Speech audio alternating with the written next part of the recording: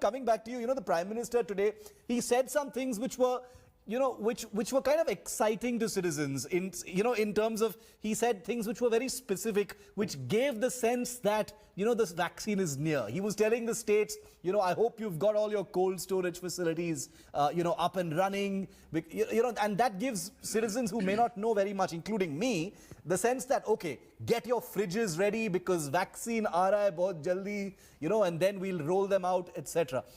This is going to be an extremely complicated process, Dr. Parikh. What kind of hurdles do you foresee, even with all the huge amount of planning that countries like ours and the states, the smallest level, have taken so far?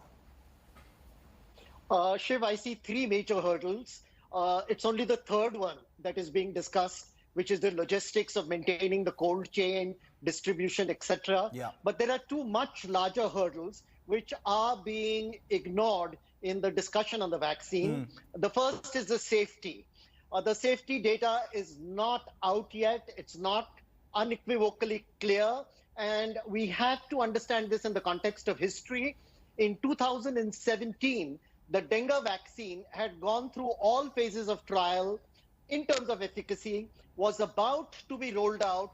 And then at that point, fortunately, they discovered a major safety issue. Wow. And that is it enhanced the entry while blocking one dengue vaccine virus. It actually enhanced the entry of another vaccine due to a thing known as ADE, antibody dependent enhancement. We wrote about this in our book in the month of February. That is scary. And they had to stop it because that was a bit scary and very, very dangerous.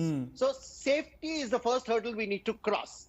The next, and I think the Prime Minister alluded to that in his speech, that's a big elephant in the room nobody's talking about, and that's the politics of the vaccine. Who gets it?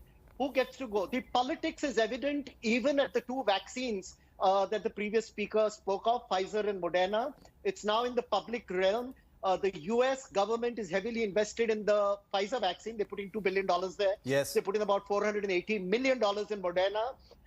On the 25th of August at 6 p.m., the advisor to the Trump Operation Warp Speed, a gentleman called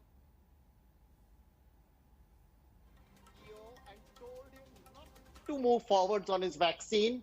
Apparently, he needed to have some Latinos and others into the trial, but they were delayed by 3 weeks in getting their vaccine ready by the US government, which gave an edge to Pfizer, whose stock soared because they announced the vaccine. That's a part of it. We don't need to get into the details of, but we can't ignore it. There is going to be a lot of politics. Of course, the Prime Minister did say that politics should be divorced from vaccine and it should be left to scientists. But that's something we've been to. And I'm sure the other speakers will elaborate on the logistics. Very true. I'm glad that there's a reason I asked you that question, Dr. Parikh, because I was hoping you would raise the issues that go beyond just the logistics and distribution.